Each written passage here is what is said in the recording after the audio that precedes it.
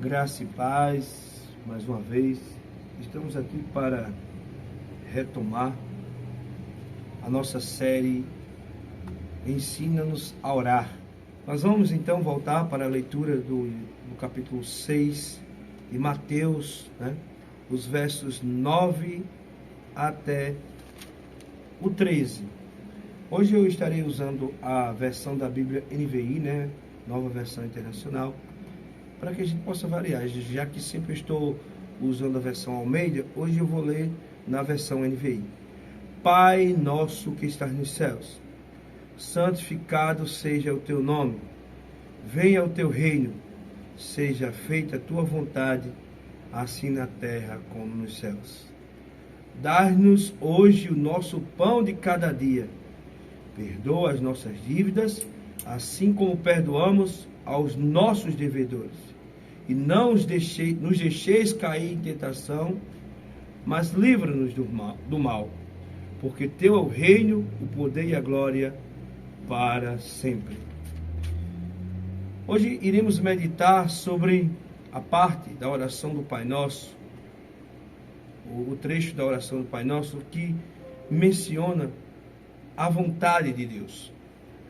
Destaca para nós a vontade de Deus.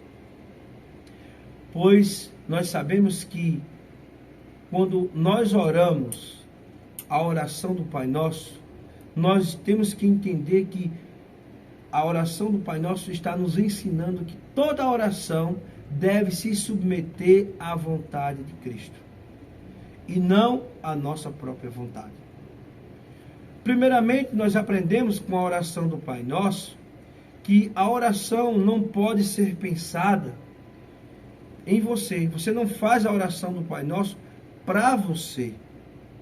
A oração do Pai Nosso é realizada, primeiramente, é direcionada ao Pai, mas esse Pai não é um Pai que seja apenas alguém que vai, tipo um gênio da lâmpada, que vai atender apenas os meus desejos, fazer as minhas vontades, realizar os meus caprichos. Não. E o Pai Nosso está ensinando que não deve ser assim. Primeiro ele diz, Pai Nosso. Então é uma oração que eu não faço uma oração pensando apenas em mim, mas penso em agregar na minha oração ao próximo. As pessoas que estão no meu campo de atuação e as pessoas que também não estão. É um Pai Nosso. E é um Pai que não deve apenas realizar, ou que não esteja disposto a realizar apenas os meus caprichos. Não. Mas Ele deve realizar na nossa vida o querer dEle, o efetuar dEle. Então, nossa oração deve ser sempre movida pela vontade de Deus, pelo querer e o efetuar do Senhor. Por Ele nós existimos, nós vivemos, nós nos movemos. Amém? Seja feita a tua vontade. É interessante abordar essa questão, essa temática da oração do Pai Nosso, a partir desse trecho em que menciona a vontade do Senhor. E aqui teríamos muita pauta para discussão, porque estamos numa sociedade, e eu já falei até isso aqui, no mundo, e principalmente no mundo cristão, e eu já falei isso aqui, que as pessoas estão aprendendo a orar errado, de forma incorreta. E tem pessoas ainda, líderes religiosos, que não revisitam a Bíblia. Talvez ensinem as pessoas por a própria intuição. E também não revisita a oração modelo de Cristo, que é a oração principal. Se a gente quer aprender a orar, a gente tem que ler o Pai Nosso, revisitar a oração do Pai Nosso, ler, reler, tresler, não sei, nós precisamos ler várias vezes o Pai Nosso e meditar, nos aprofundarmos mais nessa oração, entender os seus princípios, porque os seus princípios são princípios de vida e são princípios de ensinos de como nós verdadeiramente devemos orar. E ela é uma resposta ao pedido dos discípulos que eles fizeram lá atrás da nossa série. Jesus, no primeiro tema, Jesus, ensina-nos a orar. Mestre, ensina-nos a orar. E isso deve ser a nossa postura como cristão. Senhor, eu não sei orar. Será que eu devo me questionar? Será que eu estou orando corretamente? Será que, como pastor de minha igreja, eu estou ensinando os meus membros, as minhas ovelhas, a orarem corretamente? Pois, diferente da oração do Pai Nosso, que nos ensina a se submeter à vontade de Deus e aceitar a sua vontade acima de tudo, muitos estão dizendo aí que não é para nós aceitarmos a vontade de Deus. Não. Nós temos muitas vezes que nos achegar a Deus e dizer que não aceita aquela situação. É o que ensinam por aí. É a chamada teologia da prosperidade. Eu não sei nem se chama de teologia. Prefiro ficar com as palavras de alguém que chama de teoria da prosperidade. Então é isso que acontece. Muitos líderes religiosos então estão ensinando os seus liderados a orarem dessa maneira. Você é crente, você não pode aceitar a doença, você não pode aceitar a pobreza, você não pode aceitar a escassez. Nada pode faltar na sua vida. Você tem promessa de Deus. Lembre-se dos Salmos 23. O Senhor é meu pastor e nada me faltará. Certo, que numa visão muito ínfima, muito pequena, muito insignificante da compreensão do texto bíblico de Salmos, dos Salmos 23. Precisa ler, precisa revisitar os Salmos 23 também. Então, irmãos, realmente essa oração que nós devemos orar, a oração do Pai meu, daquele que faz todas as minhas vontades, daquele que faz todos os meus caprichos. Não, a oração do Pai Nosso, desde o início, nos ensina que não. É a oração do Pai Nosso e não do Pai meu. É a oração em que eu me submeto não à minha vontade e aos meus caprichos, mas me submeto à vontade de Deus. Amém? E pensando ainda nessa questão da vontade de Deus, é importante lembrar de alguns personagens bíblicos. Mas aqui, devido ao tempo, eu quero destacar apenas um. Maria, a mãe de Jesus.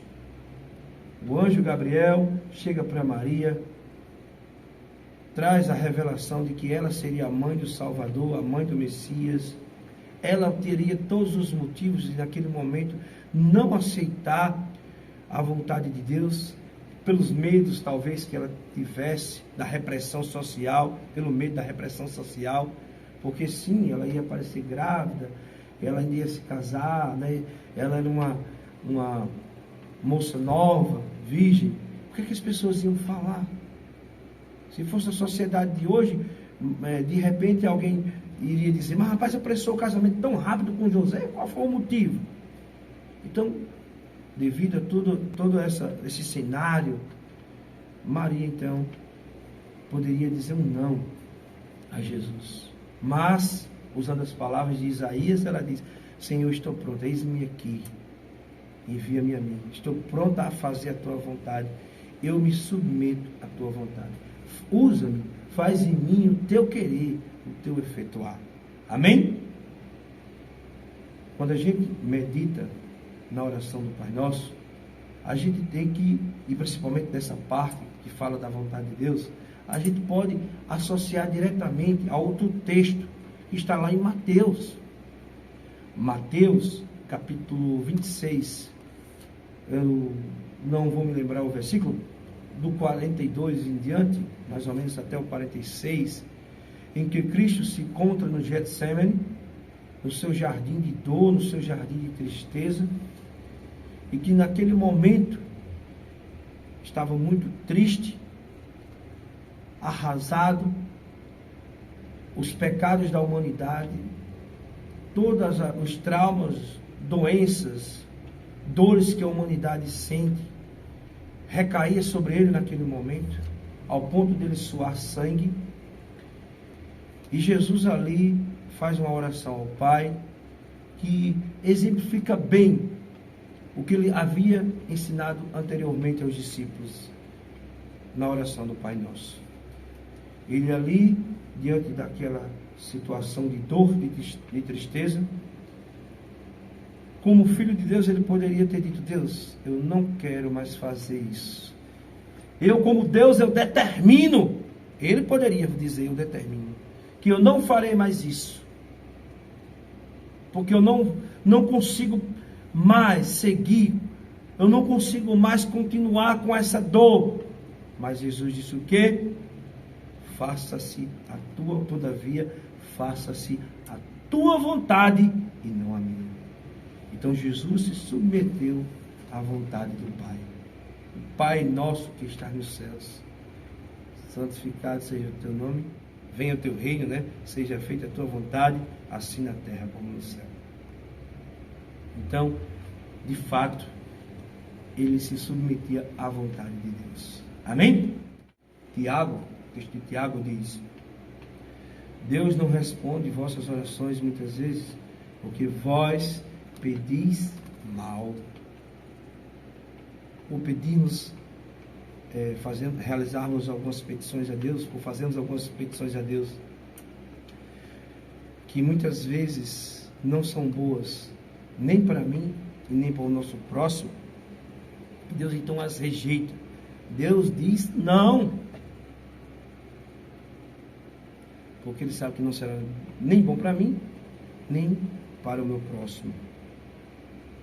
Aconteceu um caso, eu sempre menciono na igreja, de uma irmã que, ao olhar para suas outras irmãs que estavam um pouquinho mais magras do que ela, e ela se sentindo um pouquinho incomodada, né, com o seu corpo, ela, com inveja, ela ora a Deus e diz: Deus, por favor, não deixa minhas amigas rirem de mim, ou se achem melhor que eu.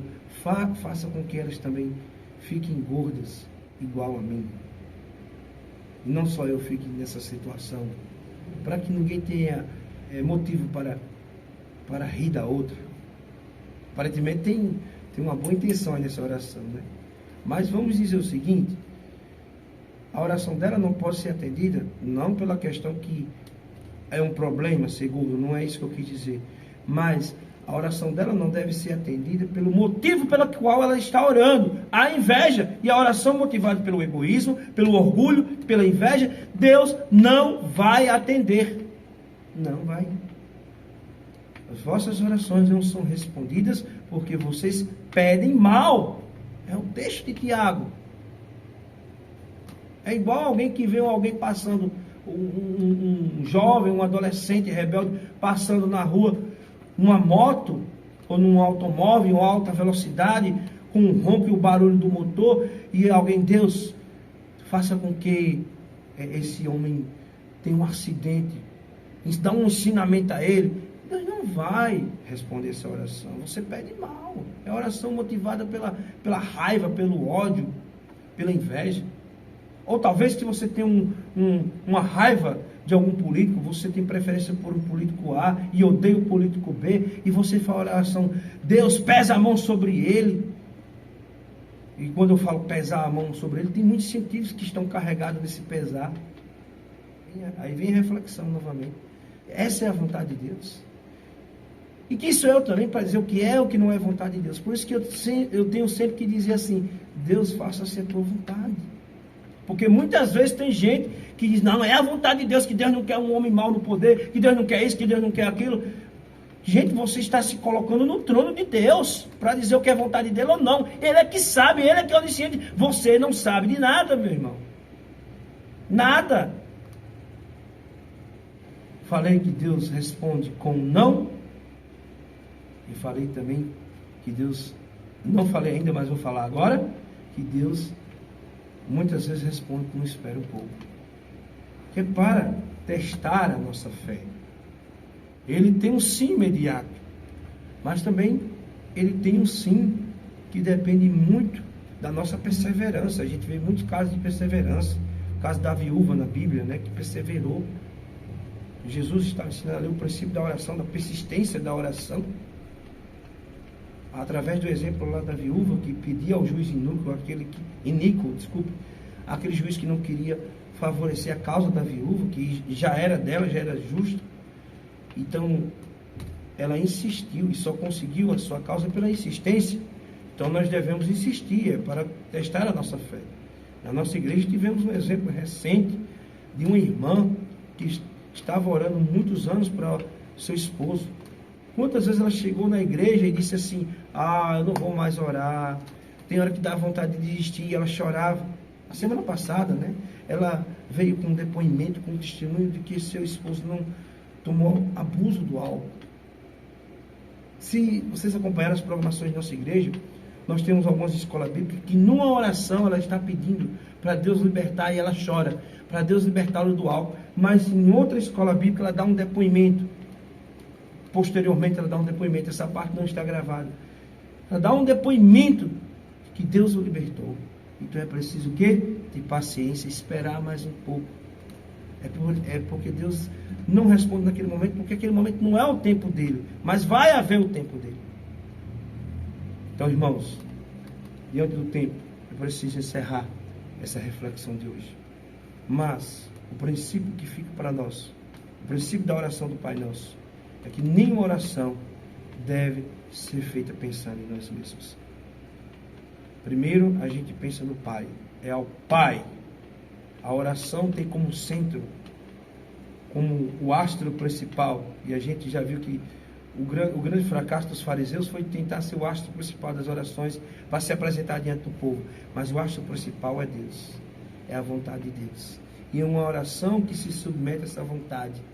E que não tem nela intenções egoístas, mesquinhas, movidas pelo ódio, movidas pela revolta, movidas pela raiva, movidas pelo orgulho. Não. A nossa oração deve se submeter sempre à vontade de Deus. É em Deus que você deve pensar. É na vontade do Pai que você deve pensar quando você ora a Ele.